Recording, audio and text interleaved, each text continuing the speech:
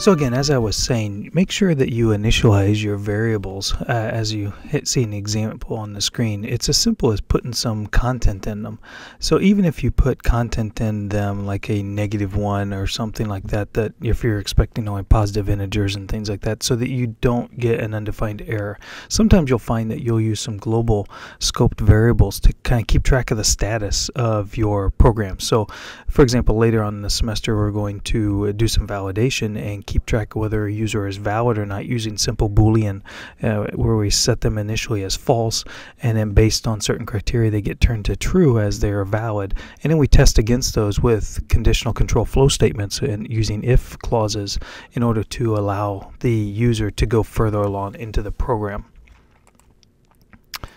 So now another thing just to remind you about is the NaN error. NaN stands for not a number, if you don't recall that. But that's when JavaScript is expecting an integer of some sort, a numeric result. So it's expecting a number, but the result's not a number. So if you're taking an integer that is actually of a string data type and adding it to another number, and it doesn't do the automatic type conversion, or if you're multiplying by something that doesn't exist, which can sometimes happen if you're doing some mathematical calculations with variables and one of the variables doesn't happen to have anything in it, so it's undefined, and you're trying to do math with something that's undefined, then you're going to get not a number. Now, one of the things, just to remind you, pay attention to what the errors are that you're going to get. If JavaScript is telling you, if your program is telling you it's not a number, it's not a number, and then you need to backtrack and debug to figure out where the issue lies. Now, we're also going to do a lot of working with the DOM. You were introduced to the DOM in Introduction to Programming. We're going to do a lot more of that this semester. We're going to basically slice and dice it and add to it and remove from it. We're going to really dive deep onto the DOM. So we're going to take the HTML document object model, and it's structured by pieces. We're going to pull data out. We're going to push data back in. We're going to grab data and manipulate it, and we're going to use the get element by ID a ton. So especially in the first part of the semester, we're going to use that a lot. So get used to using that. You used it a little bit in intro, but we're going to use it even more so as we get going on client-side web scripting. We're also going to get more in depth with functions. Functions are a basic building block of JavaScript, so we're going to use a lot of functions, and you are introduced to functions towards the end of Intro to Programming in a basic manner. We're going to get more in depth. We're going to do a review of the basics of functions, and then we're going to get even more in depth and get into advanced functions. I'm going to teach you how you can do functions that are self-invoking, that call themselves functions that are literals. You can do functions that are actually class constructors, and functions that are callback functions and handlers, and all sorts of different things. So we're going to do some pretty advanced, robust stuff, but make sure you understand how the basics of functions work. Once you understand that, the other ones kind of it's just a matter of adding on to your knowledge you already have. Also, don't forget, we have some built-in functionality that we can take advantage of with being able to do different things that the language provides us, like index of and to fixed, and you've already seen alerts and prompts and parsing things out and all that stuff. And just to show you a couple quick examples, let me bring up some code here and bring it onto the screen. And so right here, just wanted to show you an example of %, because I've had some students that have asked me, they've used number in Introduction to Programming, and then I start using %, and float, and they're like, what is that deal? What's with the % and float? What do those do? So let me just show you an example here. So if I uncomment those, here we have a variable called test int, and so I have 1, and this data type, it's a string, as you can see with the quotes around it, and here I'm adding it to %2, that's a string, and then I'm going to alert it out. So let me bring it over here and we can see what it does. So see, now it says it's 3. Now let me change some things up so you can see kind of how this works. If we do 1 NTC, we'll show you how this works. Let me refresh. It still says 3. So what it did was it went, just like it says here, returned 1, 2, 3 right here. It returns up to the first alpha. Number won't do that. Number will return a not. Let me bring that back here.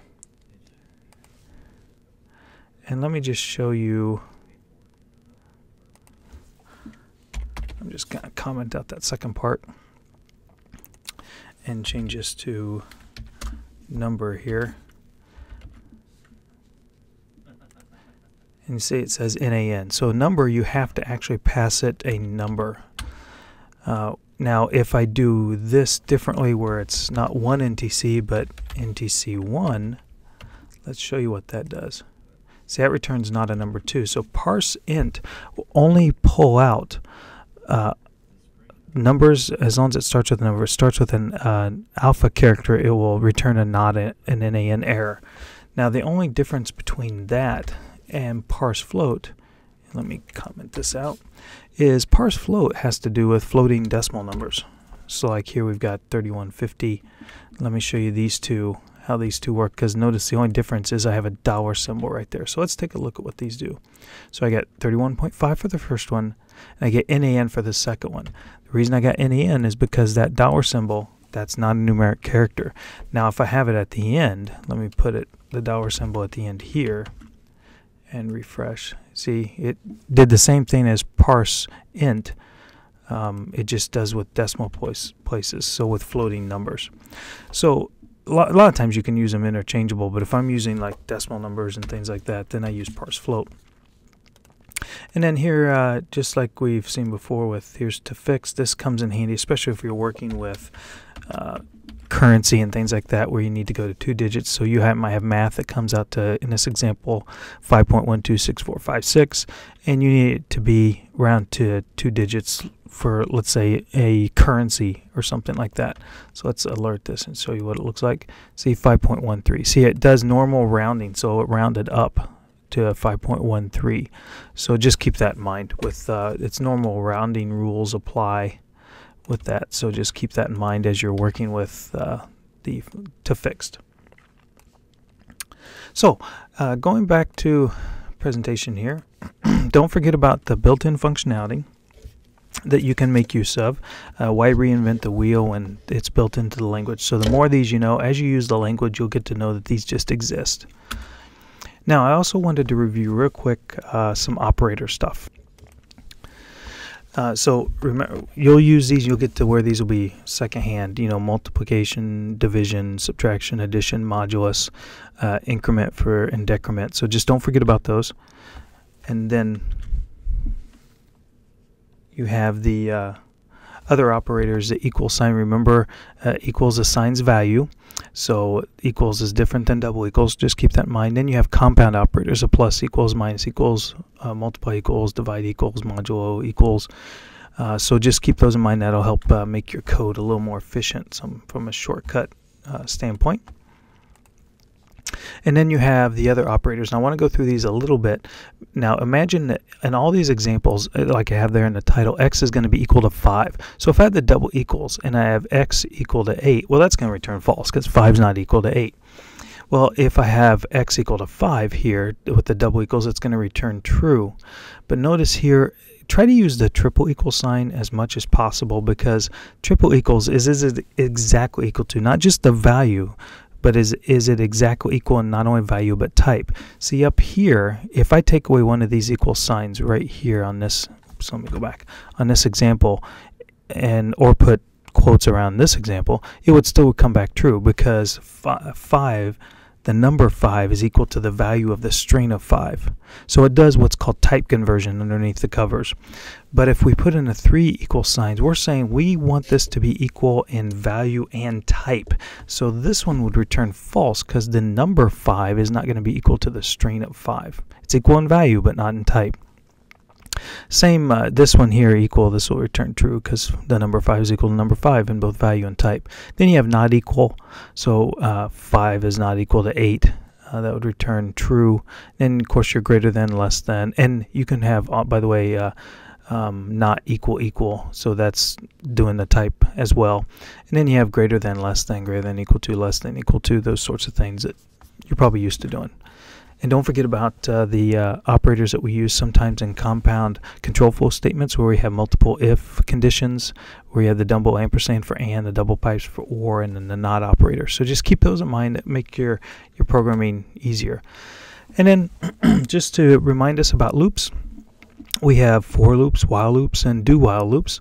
And so looping will allow us to repeat code as you learned in intro. So we're going to make use of a lot of loops because we're going to be dealing with complex objects and arrays and things like that. We're going to be using a lot of loops to go through and make some decisions for us and stuff. So just remember the 4 steps about initializing that test condition. Don't forget about making sure your test condition can change so that the counter or whatever you're using can change so your loop at some point finishes. So let's just keep that in mind.